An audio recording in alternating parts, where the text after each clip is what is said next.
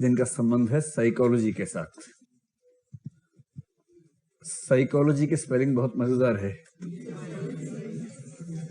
इसमें पी है पर साइलेंट है, एच है वो भी साइलेंट है, तो पसाइचोलॉजी जिसको बोल सकते थे, उसके बदले में उसको बोलते हैं साइकोलॉजी। अंग्रेजी में यही दिक्कत है कि जो लिखा है और जो बोलना है उसमें गैप है, और जिसको ना पता हो पहले से वो फंस सकता है बेचारा उसके अंदर। इसलिए बड़ा कंफ्यूजनिंग भाषा है, कंफ्यूजन पैदा करने वाली भाषा है साइकोलॉजी।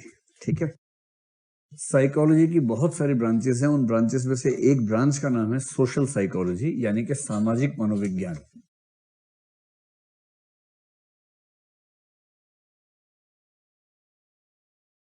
ठीक, आपके पाठ्यक्रम में जो भी टॉपिक्स हैं उन टॉपिक्स का संबंध केवल और केवल सोशल साइकोलॉजी से है, साइकोलॉजी की किसी और ब्रांच के साथ नहीं है। स्पष्ट हुआ एकदम?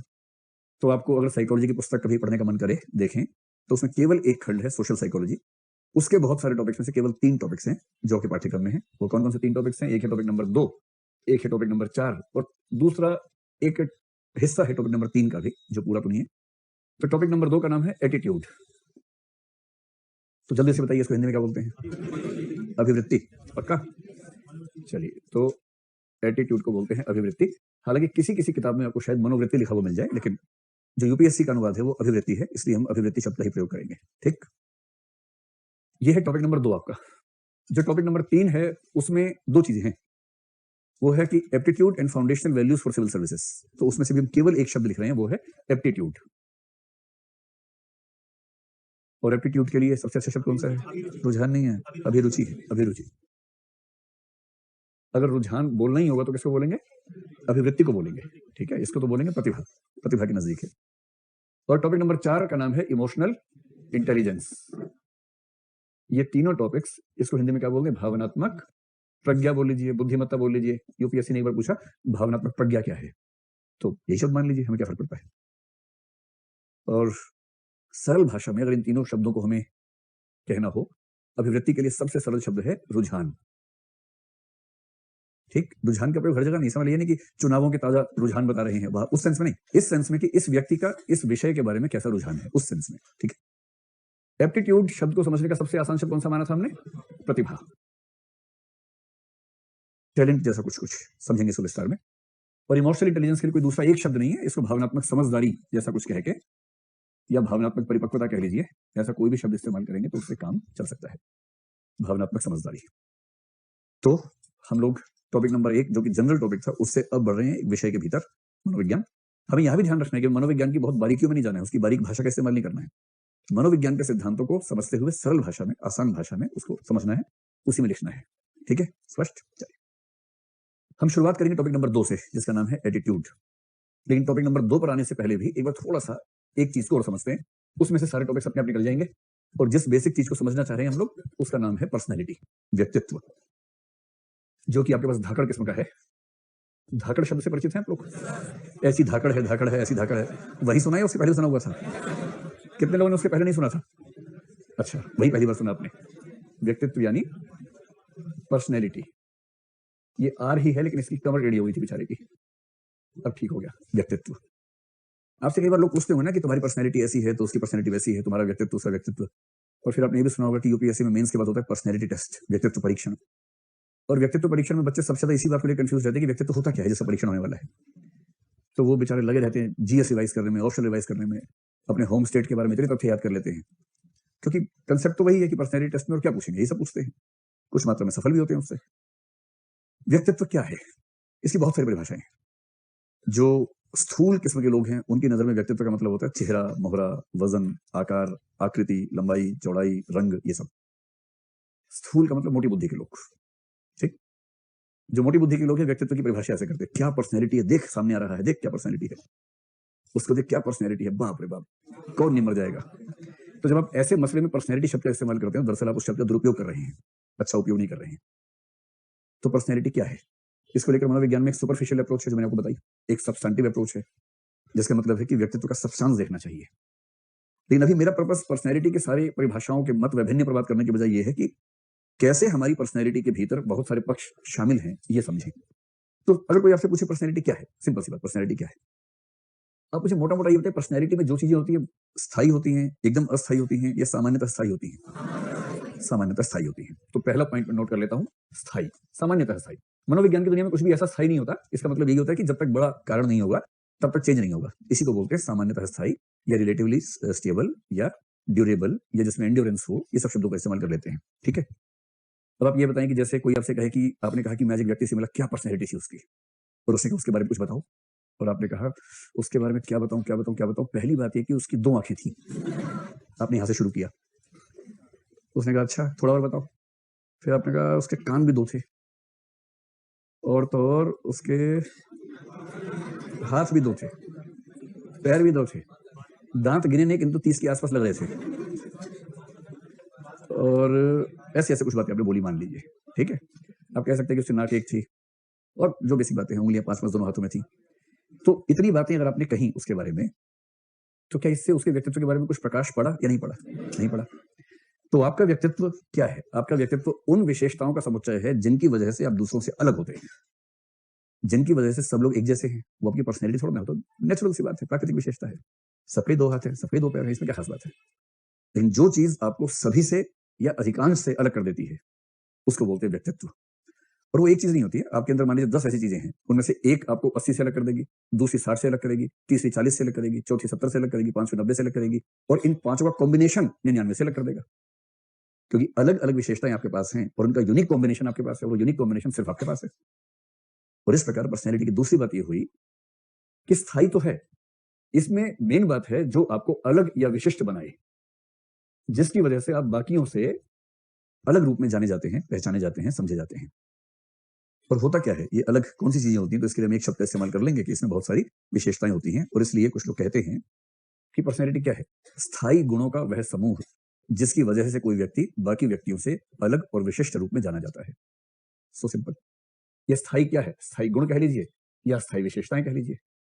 गुण का मतलब अच्छे सेंस में नहीं है, गुण का मतलब नॉर्मल सेंस में, जो उसकी विशेषताएं हैं इस सेंस में। क्योंकि यदि 100 व्यक्तियों में से एक व्यक्ति मक्कार है एकदम, और बाकी सारे शरीफ हैं, तो उसका मक्कारत्व ही उसका व्यक्तित्व है।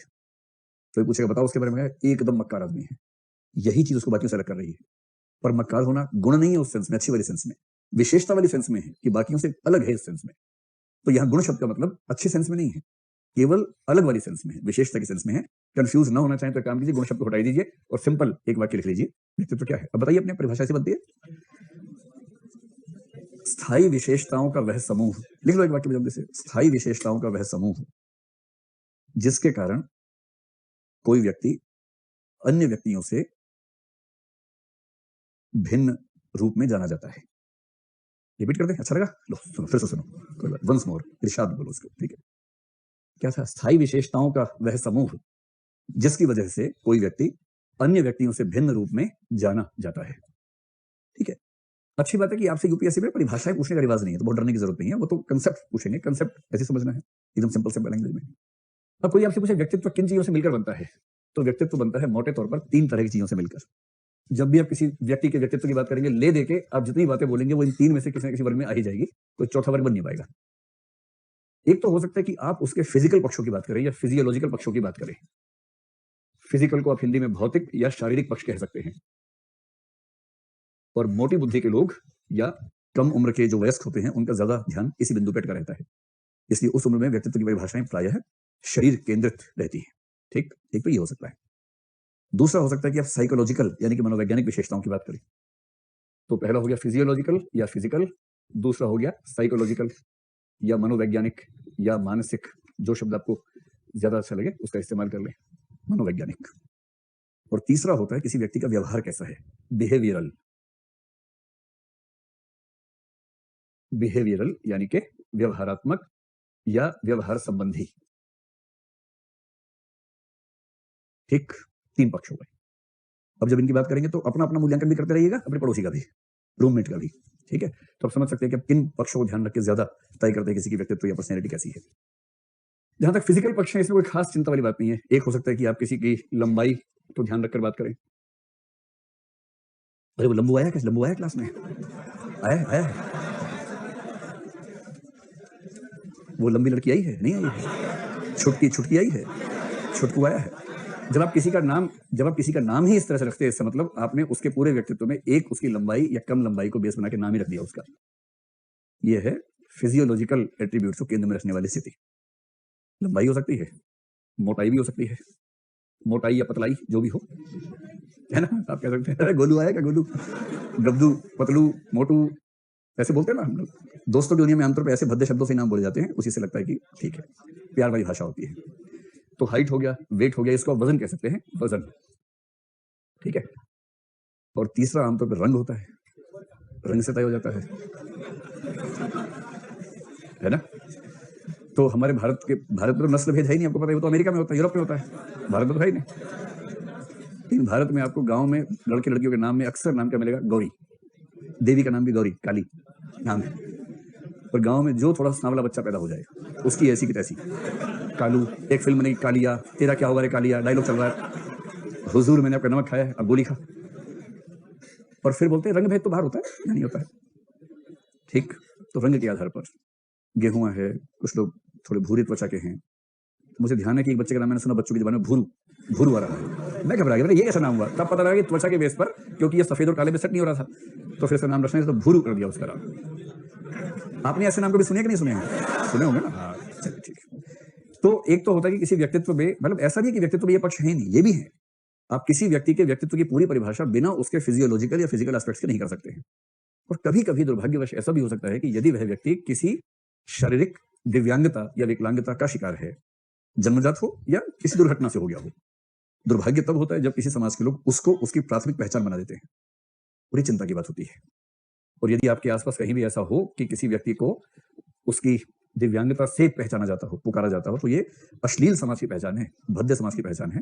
और अगर आपके आसपास हो तो भी खुद उसका हिस्सा मत बनिएगा, और हो सके दो चार को उस रास्ते से पीछे ले आइएगा कि वो भी ऐसा ना करें। स्पष्ट होगी बात? चलिए, अब दूसरा छोड़ के तीसरे पर आते हैं, पहले फिर दूसरे पर विस्तार में आएंगे, क्योंकि वो हमें पढ़ना ही है।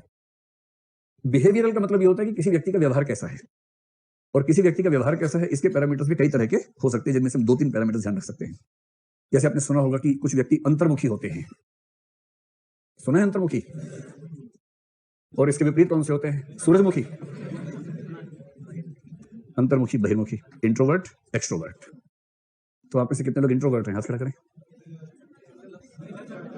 ये प्रश्न ही अवैध है, क्योंकि जो इंट्रोवर्ट होता है वो हाथ भी खड़ा नहीं करता है। अगर हाथ खड़ा ही कर रहा है तो इंट्रोवर्ट किस बात का है? और आप में से कितने लोग एक्सट्रोवर्ट हैं? एक्सट्रोवर्ट का मतलब आउटस्पोकन है, खुल के अपनी बात रखते हैं, कहीं जाते हैं मस्ती से अपनी बात रखते हैं। हाँ, बहिर्मुखी, बहिर्मुखी का मतलब संकोच कम करते हैं। कहीं गए, किसी नए व्यक्ति से मिलना हुआ, धूमधाम से मिले, उससे बात किया आराम से, कोई संकोच नहीं, चिंता नहीं, मस्त मौला फकड़ किस्म के लोग जो होते हैं वो होते हैं बहिर्मुखी। और अंतर्मुखी वो जो थोड़ा संकोची हैं, कैसे बात करूं, क्या बात करूं, अरे नहीं यार। सबसे अच्छा लिटमस टेस्ट है कि शादी ब्याह में डांस हो रहा हो और आप सबसे कहें आइए, कुछ तो क्या होगा कि म्यूजिक जैसी बजना शुरू, खट से पहुंच जाएंगे वहां पर, या वहां पहुंच के बोलेंगे ऑन करो म्यूजिक, ऑन करो। नहीं तो बिना म्यूजिक के समाचार चल रहा है, उसी में डांस शुरू कर देते हैं कुछ लोग। तो वो तो सुपर एक्सट्रोवर्ट हैं। कुछ नहीं जाते, कुछ 2-3 बार मन भर के बाद जाते हैं, आइए ना प्लीज, आइए ना, आपके बिना डांस फ्लोर सुना है, आइए ना, आइए ना। 4-5 बार के बाद नहीं नहीं नहीं, मन भूत कर रहे हैं इनका, नहीं नहीं नहीं, फिर वो धक्का देगा, फिर जाके फिर डांस करना शुरू कर देना। और कुछ ऐसे होते हैं कि आप तड़प जाएंगे लेकिन वो हिलेगा नहीं वहां से भाग ही जाएगा, इस चक्कर में डांस ना करना पड़े, इस चक्कर भाग जाएगा। तो वो इंट्रोवर्ट का चरम स्तर है। मैंने आपसे पहले ही कहा कि साइकोलॉजी में ना गणित नहीं चलता है, साइकोलॉजी है कॉन्टिन्यूम अप्रोच।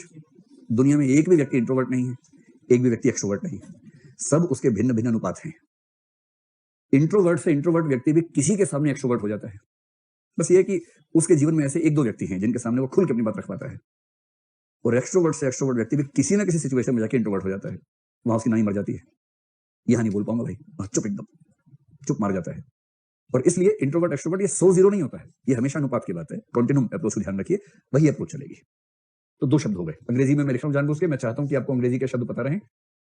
और हिंदी माध्यम का मतलब ये नहीं है कि अंग्रेजी से नफरत हमें है, सीखेंगे नहीं, चाहे कुछ हो जाए, सड़क पे उतर जाएंगे लेकिन सीखेंगे नहीं, ऐसे नहीं करना है ना। सारे शब्द दोनों भाषाओं में सीखिए तो अच्छा रहेगा। Introvert, extrovert.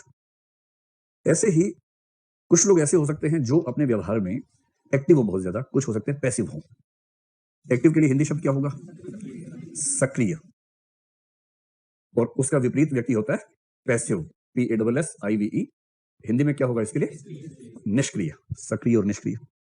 कुछ लोग आप देखेंगे उनके अंदर पता नहीं एनर्जी पैकेट कितने हैं, शांत बैठ नहीं सकते हैं, 24 घंटे गतिशील रहते हैं, हर समय ये कर दूं, वो कर दूं, ऐसा कर दूं, वैसा कर दूं।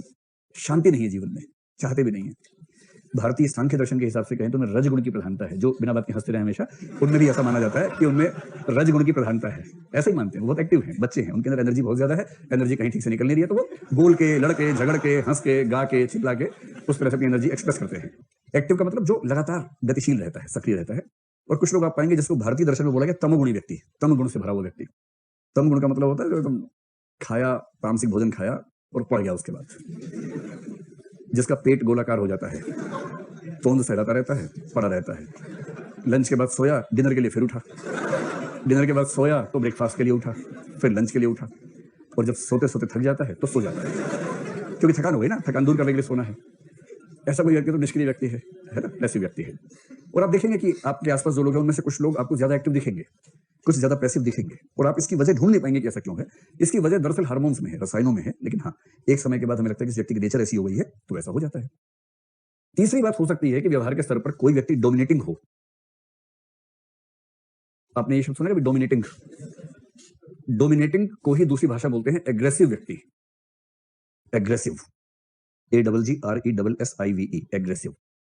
हिंदी में इसके लिए सही शब्द है आक्रामक। इसके लिए अंग्रेजी में एक और शब्द आता है अथॉरिटेरियन पर्सनैलिटी। ये शब्द नोट कर लीजिए, अथॉरिटेरियन। अथॉरिटी की स्पेलिंग होती है ना, उसमें टी तक लाइए, उसके बाद ARIAN। अथॉरिटेरियन अथवा डोमिनेटिंग अथवा एग्रेसिव पर्सनैलिटी। ये लोग वो हैं जो दूसरों पर हमेशा चढ़े रहते हैं, हमेशा अजीब मूड में रहते हैं। सामने वाला उनके सामने चू भी करना चाहे तो उसको हावी हो जाते हैं उसके ऊपर कि मेरे होते हुए चू कैसे कर दी, मैं डिसाइड करूंगा। जैसे आपके हॉस्टल में एक दादा जरूर होता होगा या दादी होती होगी जो सब मामलों में फैसला करना चाहती होगी, चाहता होगा, और वो दूसरों से ना नहीं सुन सकता है। अगर उसने कहा तो यस, गब्बर ने कह दिया तो कह दिया, फिर कैसे कोई मना कर देगा। इस तरह के लोग होते हैं। हर ग्रुप में एक ऐसा होता है, और इसकी वजह से जो बाकी लोग होते हैं उस ग्रुप के, वो बन जाते हैं डोमिनेटेड, या उनके लिए शब्द आता है submissive. Submissive, SUBMISSIVE, submissive. Submissive के लिए हिंदी में सबसे अच्छा शब्द है दब्बू। एग्रेसिव के लिए दबंग समझ सकते हैं, कुछ कुछ वैसा मामला है। ये दब्बू लोग हैं। दब्बू का मतलब डर जाते हैं, सबमिट कर देते हैं, झुक जाते हैं। किसी ने हल्का सा दबाव दिया, नहीं भैया, नहीं भैया, आप जैसे भैया, नहीं भैया, नहीं भैया। ये जो इस माइंडसेट के लोग इनको बोलते हैं सबमिसिव है। ठीक है, तो जब आप लोगों से बात करते होंगे आप पाते होंगे कि कुछ लोगों को समझाना बड़ा मुश्किल काम है, वो मानते ही नहीं है, अड़ जाते हैं हर बात पे। कुछ को समझाना इतना आसान है कि आपने इतना करके देखता हूं, जी जी जी ठीक है जी, तो वाह बड़ा आसान है। तो जो कुछ कहने से पहले ही झुकने को तैयार बैठा है वो सबमिसिव है। और जो तार्किक बात समझाए जाने के बाद भी टस से मस नहीं हो रहा है वो एग्रेसिव है, डोमिनेटिंग है, अथॉरिटेरियन है। तो आप लोगों ने अपने अपने घर में एक आध व्यक्ति ऐसा देखा होगा जो अथॉरिटेरियन होगा, जिसकी नाक हमेशा ऊंची रहती होगी, मूंछें ऊपर रहती होंगी, और जिसकी मर्जी के बिना घर के अंदर का पत्ता भी नहीं हिल सकता। घर के बाहर तो भगवान की मर्जी के बिना नहीं होता है, पर घर के अंदर एक और भगवान होता है। आमतौर पर सबसे बड़ी उम्र का पुरुष जो होता है, सबसे बुढ़ा पुरुष, उसको कहते हैं घर का दबंग। आमतौर पर इंटरनली पता नहीं क्या होता है, लेकिन ऐसा माना जाता है कि उसकी बहुत चलती है, दबंग होता है। तो आप खुद को टटोल लीजिए कि आप कैसे व्यक्ति। आक्रामक और अथॉरिटेरियन व्यक्ति की प्रेजेंस में बाकी लोग घुटन महसूस करते हैं। अगर आप किसी की उपस्थिति से घुटन महसूस करें, यानी कि वो जनरली इसका मतलब है कि वो अथॉरिटेरियन है। अथॉरिटी आपके ऊपर यूज करता है, बार बार बिना बात के यूज करता है। आमतौर पे पिताओं के बारे में ये शब्द ज्यादा चलता है, और माताओं के बारे में अमूमन दूसरा शब्द चलता है कि वो सबमिसिव होती हैं, जल्दी झुक जाती हैं। प्यार मोहब्बत के चक्कर में कुछ ऐसी चीजें मान लेती हैं जो दरअसल वो नहीं मानना चाहती, लेकिन उनको लगता है कि सब ठीक चलता रहे, क्यों झगड़ा हो, क्यों फसाद हो, इस भाव में रहती है। आपको इनमें से कुछ नहीं होना है। ये दोनों कमजोर व्यक्तित्व हैं। इन दोनों से बेहतर इनके बीच की स्थिति एक व्यक्ति होता है जिसको बोलते हैं असर्टिव। अगर कोई आपसे पूछे व्यक्ति कैसा होना चाहिए तो बोलिए असर्टिव होना चाहिए। असर्टिव। असर्टिव के लिए हिंदी में कोई शब्द एग्जैक्ट नहीं मिल पाता है, तो भी हम असर्टिव से ही काम चलाते हैं।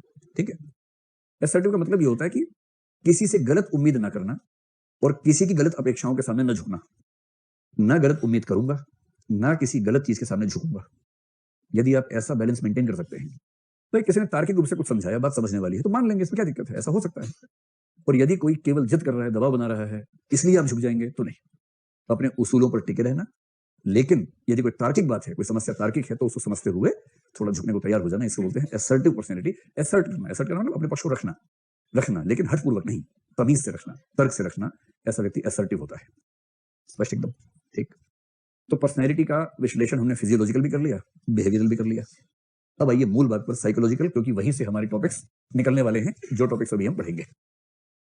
मनोवैज्ञानिक विशेषताएं किसी व्यक्ति में कौन कौन सी होती हैं, कैसी कैसी होती हैं, इसको भी हम 2-3 उपवर्गों में बांटकर समझने का प्रयास कर सकते हैं। और साइकोलॉजिकल विशेषताओं को हम 2-3 तरीकों से अगर देखना चाहें, एक तो ये कि हमारी मनोवैज्ञानिक क्षमताएं कौन कौन सी हैं। कुछ चीजों का संबंध है क्षमताओं से, यानी कि कैपेबिलिटीज, कुछ तो क्षमताएं होती हैं, कुछ हमारे सोशल ट्रेट्स होते हैं। ट्रेट एक शब्द बहुत आता है, और मनोविज्ञान में ट्रेट का मतलब होता है एक तरह का गुण समझ लीजिए, या पक्ष कह लीजिए। तो दूसरा है सामाजिक गुण या पक्ष। सामाजिक पक्ष का मतलब हमारी वो मनोवैज्ञानिक चीजें जिनका संबंध समाज के साथ है, वो क्षमताएं नहीं है जो समाज के साथ जुड़ती हैं। इसको आप सोशल ट्रेट्स एक शब्द लिखकर काम चला सकते हैं, ठीक है। और तीसरा हो सकता है अन्य पक्ष। अदर एस्पेक्ट्स क्या है, अदर ट्रेट्स क्या है हमारी पर्सनैलिटी के, हम इन 3 वर्गों में चीजों को समझने का प्रयास कर सकते हैं, ठीक है। तो पहले देखते हैं कि कौन कौन सी क्षमताएं हैं जिनसे हमारे व्यक्तित्व की परिभाषा होती है। आपने ऐसे वाक्य सुने, अरे यार बंदा बहुत फंडू है, कुछ भी कहो, क्या मैथ से, अरे बाप रे बाप, इतना मुश्किल सवाल पूछा खटाक से कर देता है, शकुंतला देवी का मौसेरा भाई है एकदम। अब इसमें क्या हुआ, आप उसकी क्षमता के बेस पे उसके व्यक्तित्व को डिफाइन कर रहे हैं, और इसका मतलब हमारी क्षमताएं भी हमारे व्यक्तित्व को डिफाइन करने का माध्यम बन सकती हैं। तो क्षमताएं कौन कौन सी हो सकती हैं? क्षमताएं, एक हो सकती है क्षमता जिसको बोलते हैं इंटेलिजेंस। तो जल्दी से बता दो इसको हिंदी में क्या बोलेंगे? इंटेलिजेंस को क्या बोलेंगे? बुद्धिमत्ता, बुद्धिमत्ता या बुद्धिमत्ता, बुद्धिमत्ता। हर जगह संधि विच्छेद करना ठीक नहीं होता, वरना क्या होता है, नए साल में आपके लिए शुभकामनाएं, तो वो बिगड़ जाता है मामला। शुभकामनाएं है, शुभकामनाएं नहीं है। ऐसे ही बुद्धिमत्ता है, बुद्धिमत्ता नहीं होता है, ठीक है, बुद्धिमत्ता। हम इन सबको एक एक लाइन में लिख भी लेंगे, क्या होती है बुद्धिमत्ता, क्या क्या होता है, सब चीज लिख लेंगे। दूसरा एक शब्द आपने सुना होगा, एप्टीट्यूड, और इसकी हिंदी क्या होती है वो छोड़ी ना, सामान्य भाषा में इसको क्या बोलेंगे? प्रतिभा मान लीजिए, प्रतिभा। या जो सरकारी अनुवाद है इसका वो क्या है? अभिरुचि। ये भी एक क्षमता है, ऐसा नहीं कि आपने बहुत शौक से इसको पाला है, क्षमता है, और मोटे तौर पर जन्मजात है, कुछ मात्रा में अर्जित है, लेकिन मोटे तौर पर जन्मजात है, इंटेलिजेंस भी और एप्टीट्यूड भी। और तीसरी चीज है क्रिएटिविटी। क्रिएटिविटी भी मोटे तौर पर जन्मजात है, इसको हिंदी में बोल देते हैं रचनात्मकता, कहीं कहीं सृजनात्मकता कह देते हैं। तो रचनात्मकता, सृजनात्मकता, इनमें से जो भी शब्द आपको अच्छा लगे उसको कह दीजिए कि वो हमारी एक कैपेबिलिटी है। तो दूसरे पक्ष पर आएंगे, उससे पहले इन तीनों के बारे में 2-2 वाक्य में समझ लें, एक एक वाक्य लिख लेते हैं, पता रहे, ध्यान रहे आपको कौन सी चीज क्या होती है। बुद्धिमत्ता क्या चीज है, तो इसको हम पढ़ेंगे बहुत विस्तार में जब टॉपिक नंबर 4 पर आएंगे, इमोशनल इंटेलिजेंस में। अभी के लिए सिर्फ इतना समझें कि एक शब्द होता है आईक्यू, आपको बताया था उस दिन, है ना। फुल फॉर्म क्या है इसकी? Intelligence quotient. कोशिएंट, कोशिएंट मतलब गुणांक, यानी स्कोर क्या है आपका, एक इंडेक्स में आपका स्कोर क्या है उसको बोलते हैं कोशिएंट क्या है। मैंने उस दिन आपको एक एग्जांपल दिया था, एक छोटा सा बच्चा, उसकी ताल निकल रही थी, उसे ताल कैसे तलाई, ध्यान है आप लोगों को? कैसे तलाई थी? घड़ी में से सेल निकाल के तला दी थी, है ना, वो इंटेलिजेंस का एग्जांपल था, बस वही है। अगर कोई आपसे पूछे इंटेलिजेंस क्या है, सही से बताओ, तो 3 शब्द बोल देना, लिखो जल्दी से 3 शब्द इसके नीचे। स्थितियों को समझने,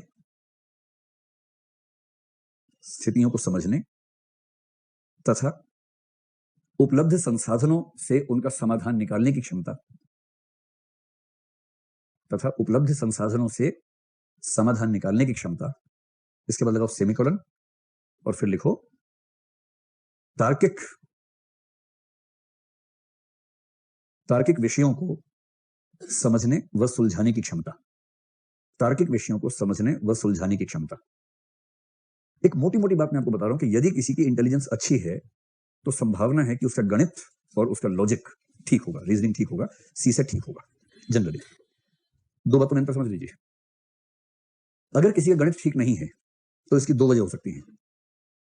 एक हो सकती है कि उसके पास आईक्यू तो है, किंतु उसको ठीक से गणित सीखने का माहौल नहीं मिला, अच्छा टीचर नहीं मिला, अच्छी किताब नहीं मिली, अच्छे दोस्त नहीं मिले, अच्छा माहौल नहीं मिला, इस वजह से वो सीख नहीं पाया, जबकि दिमाग है उसके पास।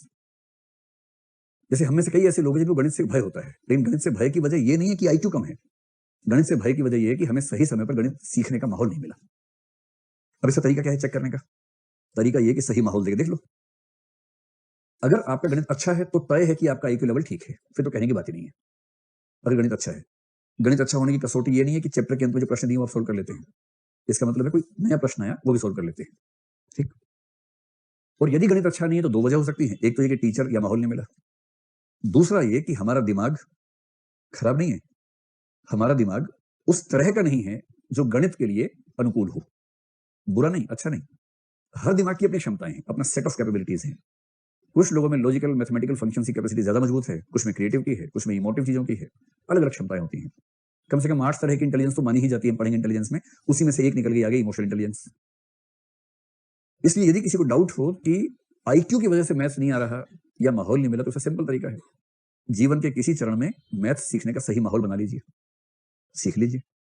एक अच्छा टीचर ढूंढिए और उसको बोलिए कि भाई मुझे सिखाओ मैथ्स थोड़ा सा, एक बेसिक सा टॉपिक लो, परसेंटेज मुझे सिखा दो, परसेंटेज क्या होती है, या जो फ्रैक्शन से क्या होते हैं थोड़ा सिखा दो मुझे, वो आपको ठीक से समझाने का प्रयास करें एकदम बेसिक लेवल पे। अगर आप समझते जा रहे हैं मुश्किल से मुश्किल सवाल क्रम से आ रहा है, अचानक नहीं, क्रम से आने वाले सवाल सोल्व करते जा रहे हैं और दिक्कत नहीं आ रही, इसका मतलब दिमाग ठीक था शुरू से लेकिन माहौल नहीं मिला था।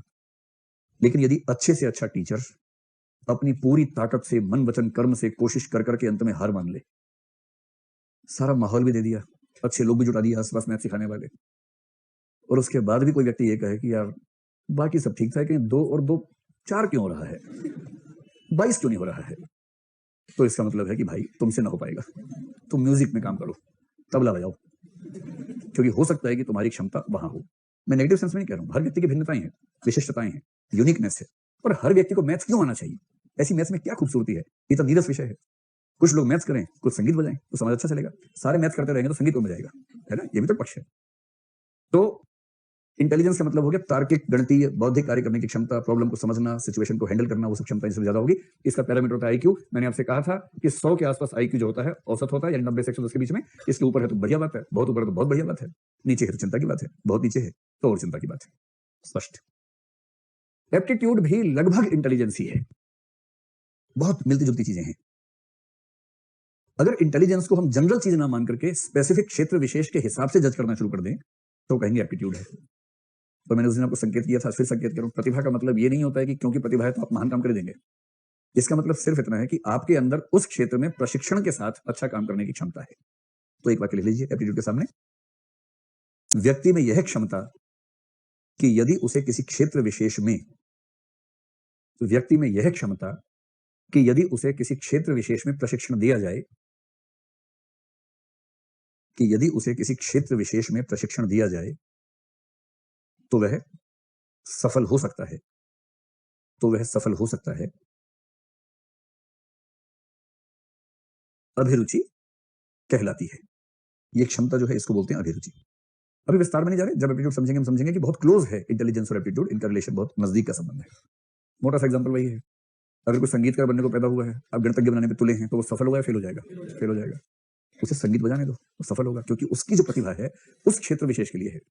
तो क्षेत्र विशेष के हिसाब से जब हम अपनी क्षमताओं का इस्तेमाल करेंगे तो हो जाएगा एप्टीट्यूड। तीसरा है क्रिएटिविटी। क्रिएटिविटी बहुत रोचक चीज है, बहुत ही रोचक है। मुझे नहीं पता कि आप में से कितने लोग सुपर क्रिएटिव हैं, लेकिन क्रिएटिव होना एक बहुत रोचक मसला है। कैसे क्रिएटिव होते हैं इसको समझिए। क्या होता है कि हमारा जो दिमाग होता है, हमारा दिमाग में जो संचार तंत्र है पूरा का पूरा, यानी दिमाग में एक विचार जैसे आया और उसकी अभिव्यक्ति हम करना चाह रहे हैं, तो दिमाग के अंदर की सारी प्रोसेसिंग कैसे होती है, अगर प्रश्न ये है हमारा मान लीजिए, तो प्रोसेसिंग बाहर कैसे होती है? वायर से होती है, बहुत सारी तारें हैं, उनके थ्रू सारा कनेक्शन हो रहा है। फिर आजकल वाईफाई कनेक्शन होते हैं, वाईफाई में बिना तारों के ही संचार हो जाता है। दिमाग के अंदर संचार कैसे होता है? इसका उत्तर है न्यूरॉन्स के माध्यम से होता है।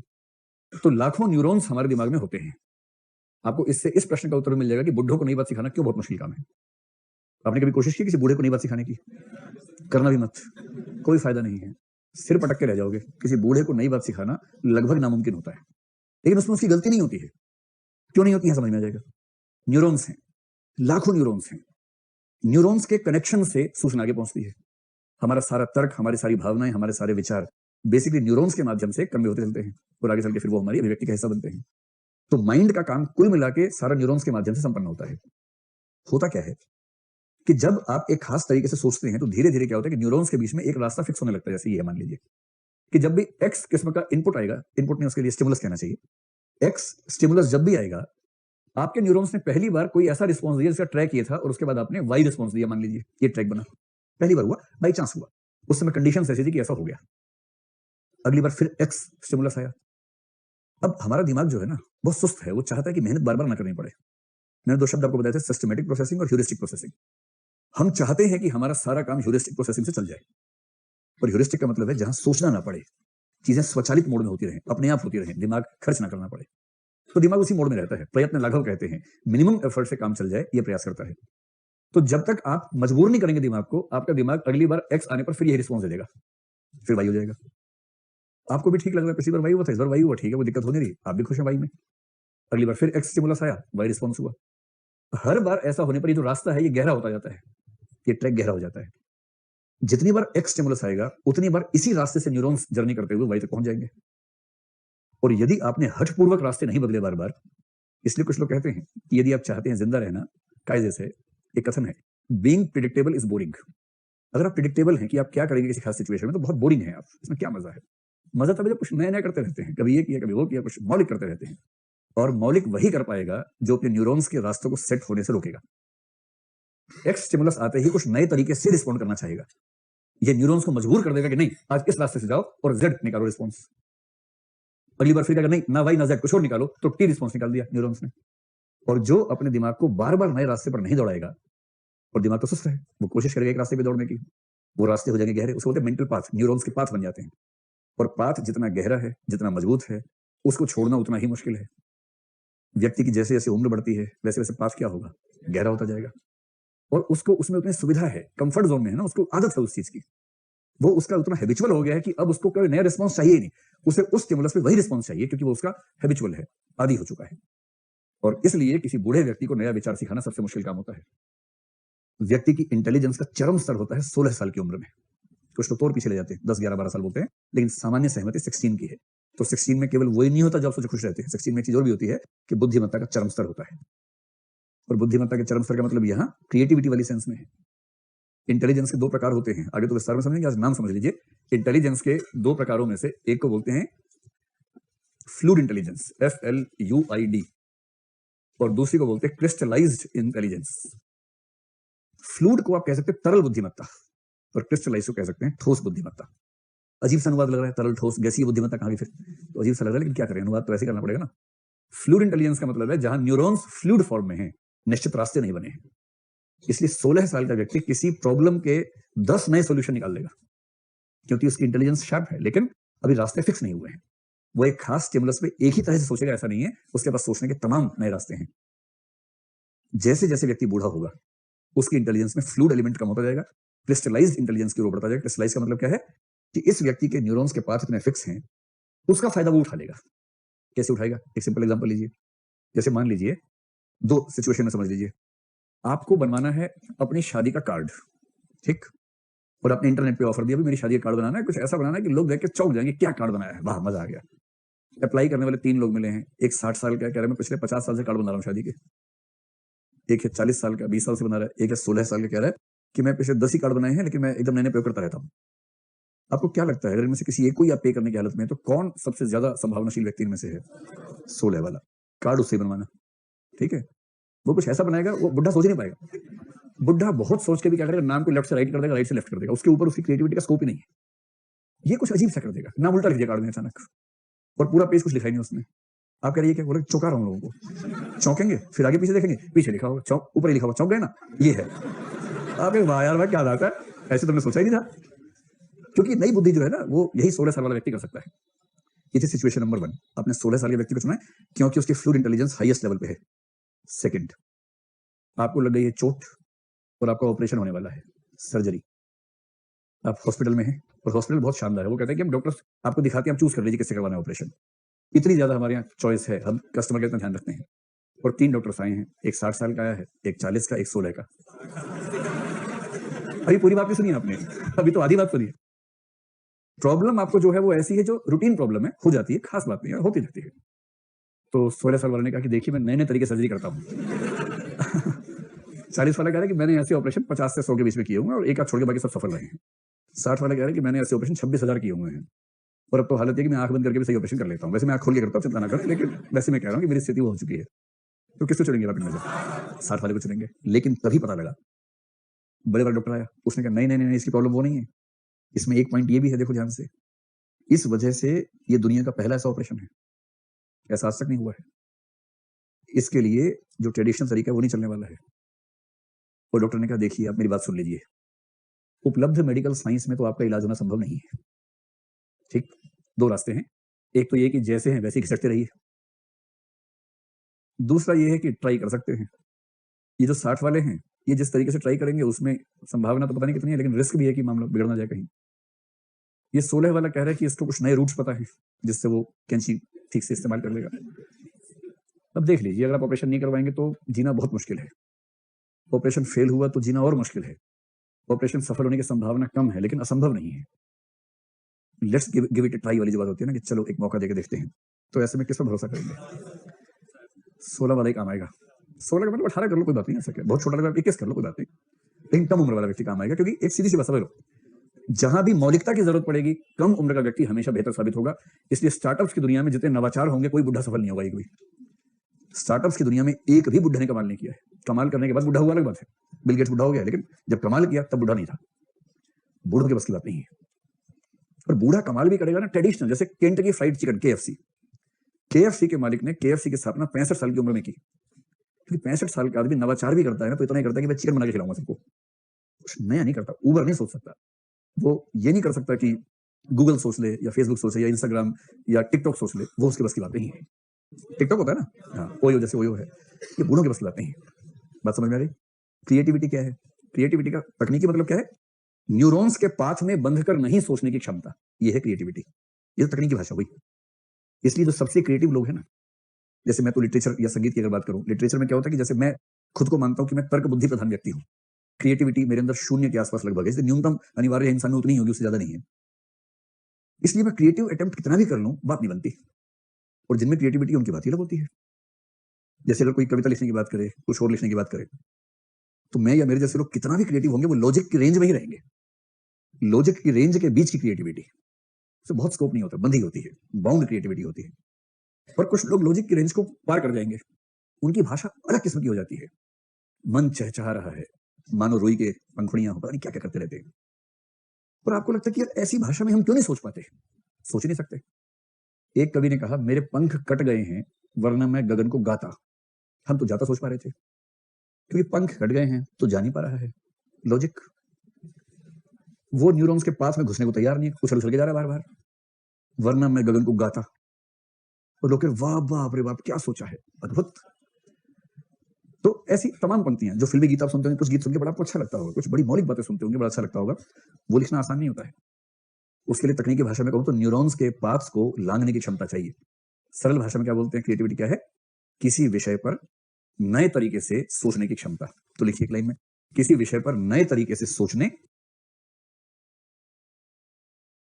की क्षमता को रचनात्मकता कहते हैं।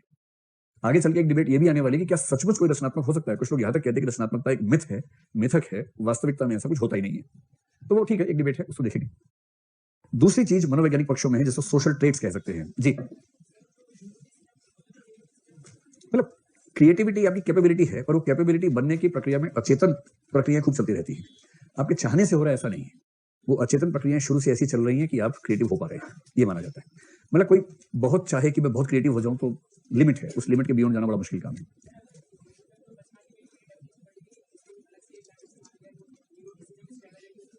मैं इस सेंस में नहीं, वो इस सेंस में नहीं है, वो अलग चीज है, बैठिए। दूसरा है जो साइकोलॉजिकल ट्रेट्स हैं, कुछ 3-4 शब्द आपके पाठ्यक्रम में आएंगे। जैसे एक शब्द है एटीट्यूड्स, आज हम यहीं से बात शुरू करेंगे, इसलिए इस पर अभी बात नहीं करते। इसके बारे में एक शब्द आपको पता ही है, रुझान होता है। इस पर तो हम आज बहुत विस्तार में जाने वाले हैं, अभी से बता लेके छोड़ सकते हैं इसको। एटीट्यूड्स के अलावा एक शब्द और लेना हो तो वैल्यूज है, जो आप पढ़ चुके हैं।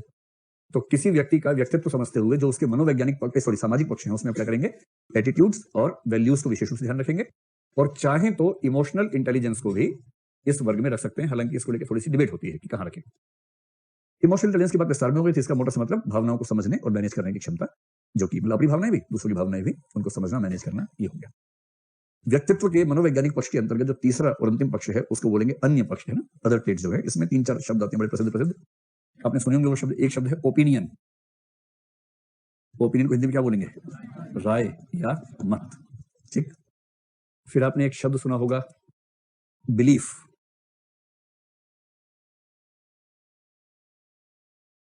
एक शब्द सुना होगा इंटरेस्ट,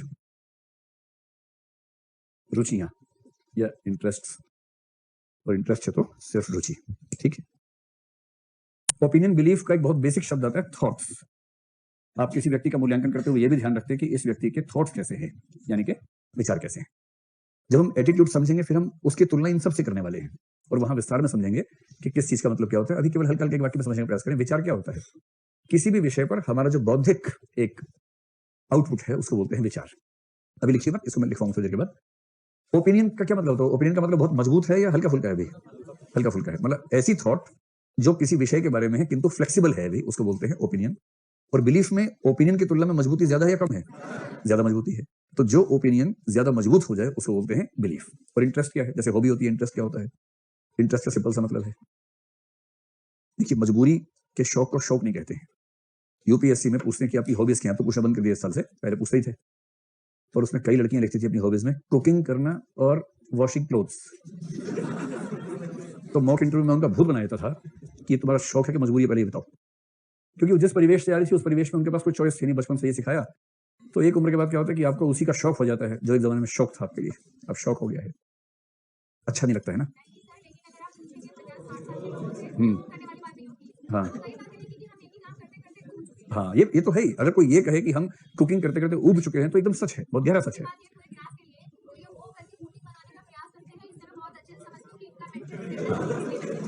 ऐसे बात सही है, ऐसा क्या किसी को हूट क्या करना, बात तो सुनिए, आप लोग ही बोलिए ऐसा क्या है। चलिए तो जी,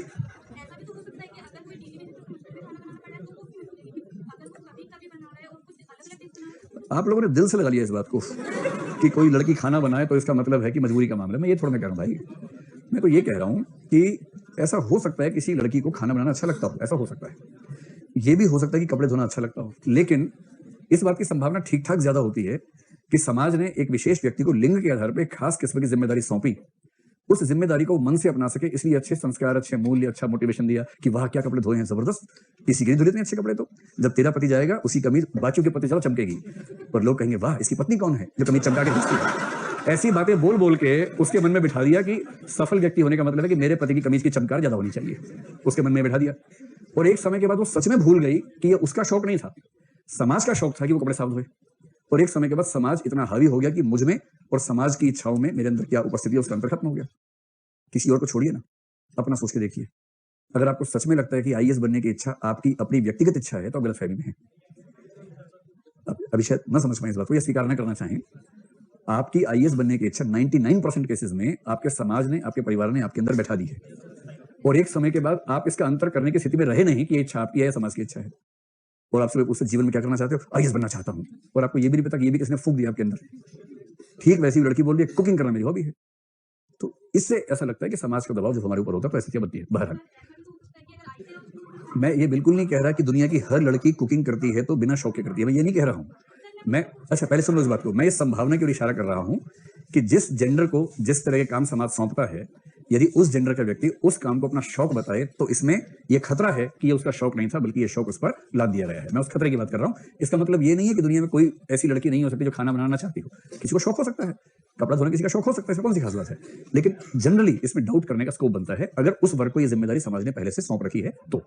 इसलिए कोई लड़का अगर लिखे कुकिंग हॉबी है तो ये जनरली अप्रिशिएट किया जाता है, क्योंकि एक जनरल परसेप्शन है कि उसकी बाध्यता नहीं रही होगी और तब उसने अपने शौक से कहा। और कोई लड़की अगर ऐसी हॉबी लिखे जो आमतौर पर लड़कियों की दुनिया की हॉबी नहीं मानी जाती तो अप्रिशिएट करते हैं कि इसका मतलब ये उसकी अपनी पर्सनल चॉइस का मामला बनता है।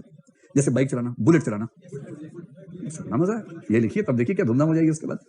चलो भाई, यूपीएससी ने क्यों पूछना बंद कर दिया? यूपीएससी ने मुझसे पूछा ही नहीं पहले कि हम पूछना बंद कर दें या ना करें, तो इसलिए मुझे भी नहीं पता क्यों बंद कर दिया।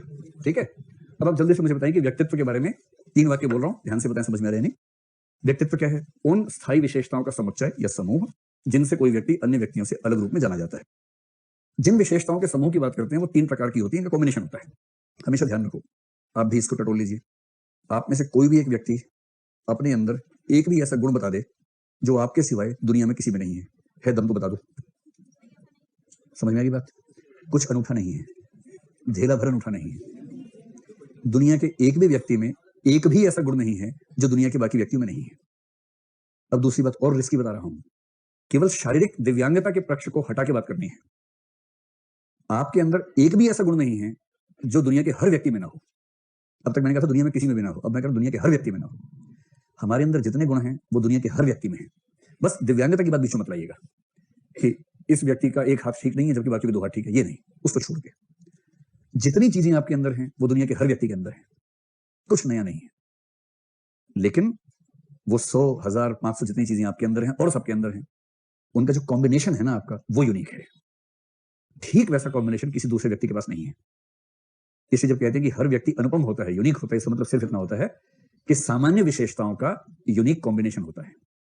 और वो कौन सी विशेषताओं का कॉम्बिनेशन हम लोग होते हैं? कुछ फिजियोलॉजिकल है, हमारी लंबाई हो सकती है, हमारा वजन हो सकता है, हमारा रंग हो सकता है, सौंदर्य हो सकता है, ये सब हो सकता है।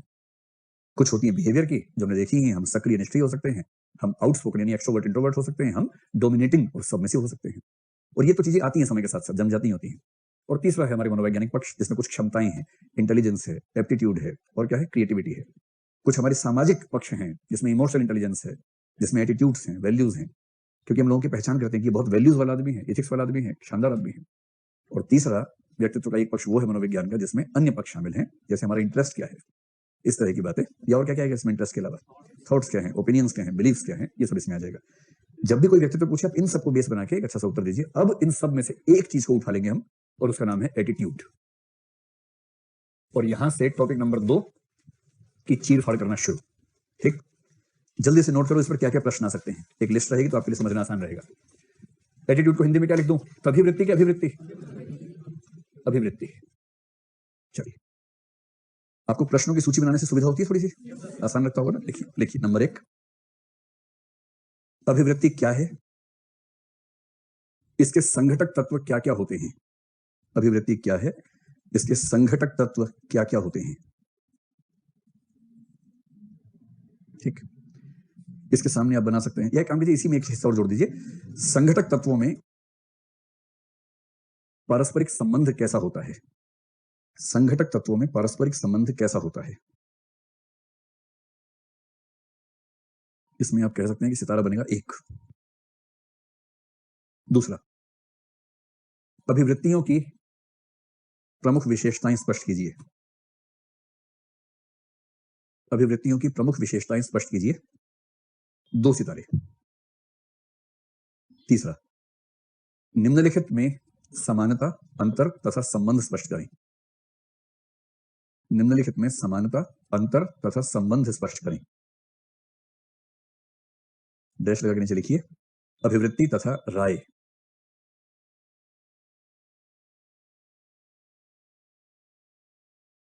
राय का मतलब क्या होता है, बाबू गुलाब राय। राय मतलब ओपिनियन है ना, साथ में लिखिए राय या मत, ब्रैकेट में ओपिनियन। दूसरा, अभिवृत्ति तथा विश्वास, विश्वास के लिए हिंदी में अंग्रेजी में क्या आएगा, बिलीफ, BELIEF, बिलीफ। तीसरा, अभिवृत्ति तथा अभिरुचि, जल्दी से बोलो अभिरुचि क्या होती है, एप्टीट्यूड, एटीट्यूड एंड एप्टीट्यूड। चौथा, अभिवृत्ति तथा मूल्य, अपने बोल दो, वैल्यूज या वैल्यू, एटीट्यूड एंड वैल्यू। इन चारों के सामने अगर सितारे अलग अलग बनाने हैं तो पहले और दूसरे के सामने बनाइए 1-1, तीसरे के सामने बना सकते हैं 2, चौथे के सामने भी 2 बना लीजिए, या 2.5 कर लीजिए, 2 की जगह एक एक चांद और बना दो साथ में। ठीक है, चलिए नेक्स्ट क्वेश्चन। अभिवृत्तियों का निर्माण कैसे होता है, अभिवृत्तियों का निर्माण कैसे होता है, इसमें विभिन्न कारकों की तुलनात्मक भूमिका क्या होती है, इसमें विभिन्न कारकों की तुलनात्मक भूमिका क्या होती है।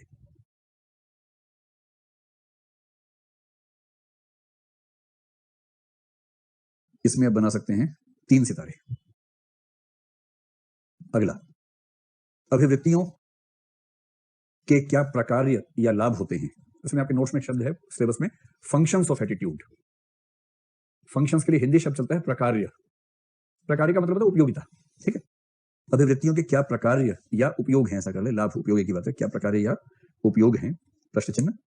क्या ये किसी संदर्भ में नुकसान भी पहुंचाते हैं, क्या ये किसी संदर्भ में नुकसान भी पहुंचाते हैं, प्रश्न चिन्ह स्पष्ट करें। इसके आगे बना सकते हैं सितारे कितने, 2 बना लीजिए।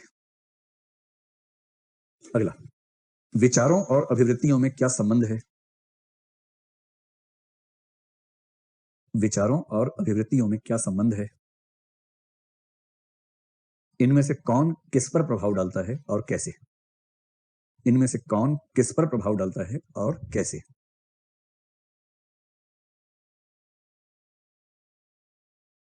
2.5 सितारे। नेक्स्ट, अभिवृत्ति और व्यवहार के बीच, अभिवृत्ति और व्यवहार के बीच क्या संबंध है,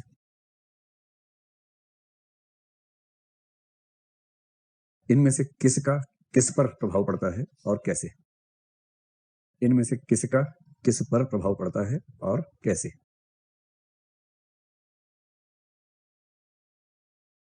इसमें आप बना सकते हैं 3.5 सितारे। पेपर लीक होते होते बचा है। ठीक, नेक्स्ट, नैतिक अभिवृत्तियां क्या हैं?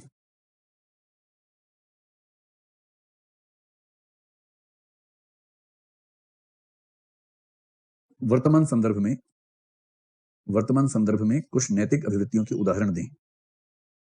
वर्तमान संदर्भ में कुछ नैतिक अभिवृत्तियों तथा उनमें परिवर्तन के उदाहरण दें। इससे बात और अच्छी हो जाएगी। तथा उनमें परिवर्तन के उदाहरण दें। आपके पाठ्यक्रम में एक शब्द लिखा है मोरल एटीट्यूड्स, है ना। नैतिक अभिवृत्तियां क्या हैं? वर्तमान समय में कुछ नैतिक अभिवृत्तियों तथा उनमें परिवर्तन के उदाहरण दें। इसके सामने सितारे बना सकते हैं 2। अगला, राजनीतिक अभिवृत्तियां क्या हैं? यह भी सिलेबस का शब्द है, पॉलिटिकल एटीट्यूड्स। राजनीतिक अभिवृत्तियां क्या हैं? अपने समय की कुछ राजनीतिक अभिवृत्तियों का उदाहरण दें। अपने समय की कुछ राजनीतिक अभिवृत्तियों का उदाहरण दें। इसमें भी 2.5 सितारे। अगला, किन तरीकों से किसी व्यक्ति की अभिवृत्तियों को बदला जा सकता है? किन तरीकों से किसी व्यक्ति की अभिवृत्तियों को बदला जा सकता है?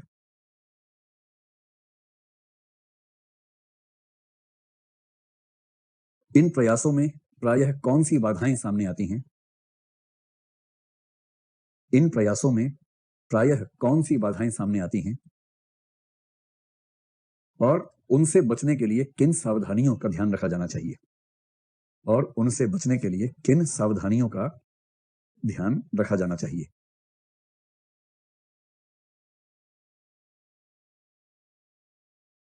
तीन सितारे। अब देखिए, एक शब्द है, उसका अनुवाद अब तक मंगल ग्रह से पहुंचा नहीं पृथ्वी पर। शब्द है परसुएशन। परसुएशन, परसुएजन कुछ लोग बोल देते हैं। अगर आप इसका अच्छा अनुवाद मुझे बता सकें। इसके जो अनुवाद उपलब्ध हैं, कुछ लोग बोलते हैं अनुनयन, कुछ बोलते हैं सम्मोहन, कुछ लोग बोलते हैं प्रभावोत्पादन। ठीक है, इनमें से जो पहला अनुवाद है वो तो भद्दा अनुवाद है। ठीक, दूसरा ज्यादा भद्दा अनुवाद है। तीसरा ठीक किंतु अप्रचलित अनुवाद है। और मैं कुछ सोच नहीं पा रहा हूं इस मामले में। आकर्षण, क्या बात है। लो जी, चौथा भी आ गया, आकर्षण। ये आपकी उम्र से ऐसे शब्द निकल रहे हैं। अट्रैक्शन होता है वो तो। ये भद्दे को भद्दे से गुणा करेंगे तो जो बनेगा भद्दा स्क्वायर, वैसा बन गया है। बुरा मत मानना, है ना, हंसी मजाक की बात है। ये भद्दा वर्ग हो गया, स्क्वायर हो गया। कुछ और बताओ। महायान, समायोजन। लो भाई, एक और आ गया, समायोजन। समायोजन के लिए सही शब्द है एकोमोडेशन। उसका हिंदी अनुवाद समायोजन होता है। तो ये भद्दा क्यूब कर लो। बुरा मत मानना, है ना, हंसी मजाक है। भद्दा गुणा भद्दा, ऐसा। मतलब मैं अनुवाद करूं तो आप भी बोल सकते हैं कि तो भद्दा की पावर भी इनफाइनाइट हो गई है। ऐसा कर सकते हैं, क्या दिक्कत है? शब्द होता है। मतलब मैं जो कहना चाह रहा हूं, इसका सटीक अनुवाद हिंदी में है नहीं। क्या करें? तो थक हार के मैंने अंत में इसका अनुवाद पता क्या किया है? मैं तो ऐसे लिखता हूं, प्रोत्साहन। लो जी, एक और आ गया। कौन सा हन? प्रोत्साहन। हाँ। तो फिर एनकरेजमेंट क्या होता है? वो तो प्रोत्साहन है। धारणा, आपने तुरंत यूपीएससी के सिलेबस से देखा है, पर ये भूल गया कि धारण लिखा है, धारणा नहीं लिखा हुआ है। वो धारण लिखा है भाई, डंडा मत लगाओ एक्स्ट्रा उसमें, धारण है। इसको बोलेंगे घटिया अनुवाद है, घटिया। पर प्रोत्साहन तो मतलब कोई मतलब ही नहीं, दूर दूर तक कोई मतलब नहीं है इसका। तो असल में दिक्कत क्या हो रही है कि आपको क्योंकि पता नहीं परसुएशन होता क्या, इसलिए आप अनुवाद कर नहीं पा रहे ठीक से उसका। तो मैं आपको समझा देता हूँ क्या होता है, फिर आप मुझे बताना अनुवाद क्या होगा। सही शब्द बताना, एक शब्द एग्जैक्ट। प्रभावोत्पादन अनुवाद शायद मैंने किया था इसका, क्योंकि जब मैं सिर पीट के रह गया, कोई शब्द नहीं मिल रहा था और लगा कि कुछ लिखना तो होगा ही। तब भद्दा अनुवाद प्रभावोत्पादन है। ये भी भद्दा है क्योंकि वो सेंस उसमें एग्जैक्ट नहीं आ पा रही है। तो पहले सेंस समझ लीजिए, फिर आप बताइए इसके लिए सही शब्द क्या होगा। ये तो किसी को कन्विंस करना, किसी को कन्विंस करने की प्रक्रिया या किसी को परसुएड करने की प्रक्रिया एक ही बात है। कन्विंस करने की यानी अपने भरोसे में लेने की प्रक्रिया, वो तो है कन्विंस करना। किसी की अभिवृत्ति बदलने के लिए उसे अपने विश्वास में लेकर उसके मन पर असर डालने की प्रक्रिया, यह है परसुएशन। परसुएड करना, धीरे धीरे किसी की राय जड़ है, किसी मुद्दे पर अभिव्यक्ति बनी हुई है, एटीट्यूड फिक्स है, उसे धीरे धीरे एटीट्यूड चेंज करने के लिए प्रोत्साहित करना और अंततः उसे कन्विंस कर लेना। इस प्रोसेस को बोलते हैं परसुएशन। और इसके लिए हिंदी में मुझे अब तक कोई शब्द ऐसा मिला नहीं है जो मैं आपके सामने बेझिझक पेश कर दूं और कहूं कि हाँ यही शब्द है। गर्व, धर्म, साबुन भी हो सकता है, मिर्ची भी हो सकता है, और ईंट भी हो सकता है, तो होने में तो कुछ भी हो सकता है भाई। सुलाना, फुसलाना, हे भगवान, ये कह रही है फुसलाना हो सकता है। फुसलाना में नहीं तक कि आप कुछ गलत ही करने वाले हैं, जबकि परसुएशन अच्छी सेंस में भी होता है, मनाना, समझाना, मनुहार करना। हाँ, प्रतीतिकरण, हे प्रभु कहाँ थे आप? बहुत बढ़िया। ये मैं जानता हूं कि आपकी बराबरी में नहीं कर पाऊंगा, लेकिन तब भी मैं ठीक ठाक भाषा मेरे पास है, और मैंने ना कितने दिन सिर्फ फोड़ा इसको, उसके बाद कह रहा हूं कि शब्द नहीं मिल पा रहा है, तो इतना जल्दबाजी मत करो। मनाना, भाई साहब धर्म बोल रहे, धर्म इसके लिए ऐसे थोड़ा ना होता कि ज्ञान वही जो मेरे मुंह से निकला, ऐसा थोड़ा ना होता है कि जो मेरे मुंह से फिसलेगा वही ज्ञान होगा, ऐसे नहीं होता है। तो ऐसा करो, सबसे अच्छा ये लिख लो, ऐसे लिखो, परसुएशन क्या है, मतलब देवनागरी में परसुएशन ही लिख लीजिए चुपचाप। परसुएशन क्या है? एक अच्छे परसुएडर में कौन से गुण होने चाहिए? परसुएडर वो है जो आपके दिमाग की बत्ती जला दे बिना मिनटों के, एकदम दिमाग घुमा दे, जो चाहे आप ऐसा सोचने लग जाए, उसको बोलते हैं परसुएडर।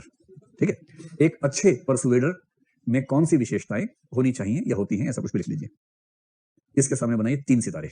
परसुएशन भी पाठ्यक्रम में लिखा है स्पेसिफिकली।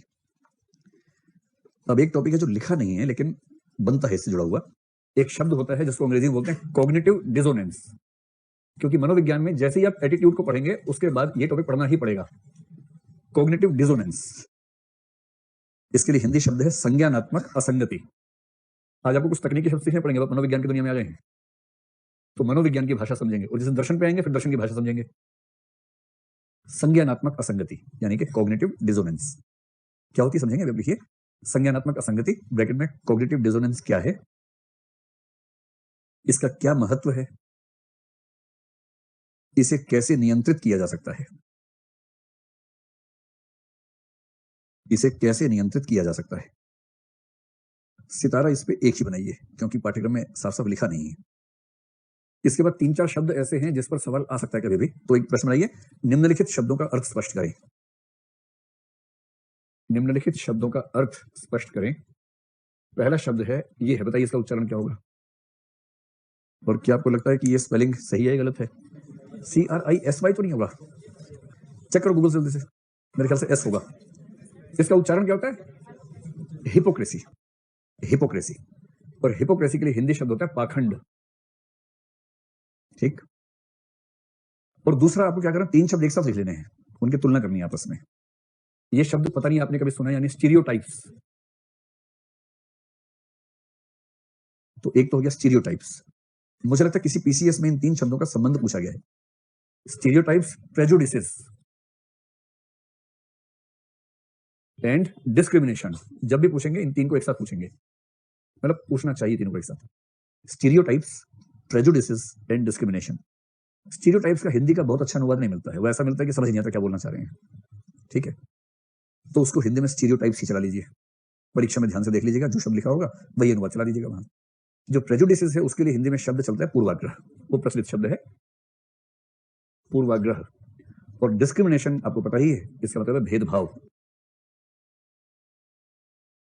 पूर्वाग्रह तीसरा हो गया, डिस्क्रिमिनेशन यानी कि भेदभाव। ठीक है, और इनके सामने आप सितारे बना सकते हैं, 2-2 बना लीजिए, एक आध संभावना प्रश्न होने की हो सकती है। अब एक अंतिम प्रश्न लिखिए, आपकी राय में किसी सिविल सेवक के पास किस प्रकार की अभिवृत्तियां होनी चाहिए? आपकी राय में किसी सिविल सेवक के पास किस प्रकार की अभिवृत्तियां होनी चाहिए? वास्तविक जीवन के कुछ उदाहरण देकर स्पष्ट करें।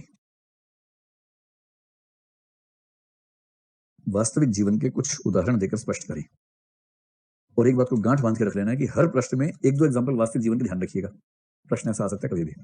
इस आखिरी वाले सवाल के सामने आप 2 सितारे बना लीजिए, काफी है। अब ये बताएं कुल कितने प्रश्न बने? 14 प्रश्न, ठीक है। इतनी साल का वनवास था, जल्दी ही खत्म करते हैं इसको। अभिवृत्ति टॉपिक जो है यहां से शुरू हो रहा है, इसका सही जो समय है वो है 5 दिन का, 5 दिन में पूरा हो जाना चाहिए और हो ही जाएगा। अब शुरू करने से पहले आपको 3 शब्दों से परिचित करवाना जरूरी है, वो 3 शब्द समझ लीजिए तो बात खत्म। एक शब्द है कॉग्निशन, कॉग्निशन। ठीक, आप में से कितने लोगों ने शब्द सुना हुआ पहले कभी? गुड, बहुत बढ़िया, वेरी गुड। कॉग्निशन में अगर शुरू में री लगा देंगे तो क्या बन जाएगा? रिकॉग्निशन हो गया, सुना ही होगा आपने। फिर अगर आपने कॉग्निजेंस कर दिया तो आपने सुना होगा कि पुलिस ने इस मामले में संज्ञान ले लिया है। कॉग्निजेंस ले लिया है, police has taken cognizance of the matter. फिर आपने एक शब्द सुना होगा कॉग्नाइजेबल या कॉग्निजेबल।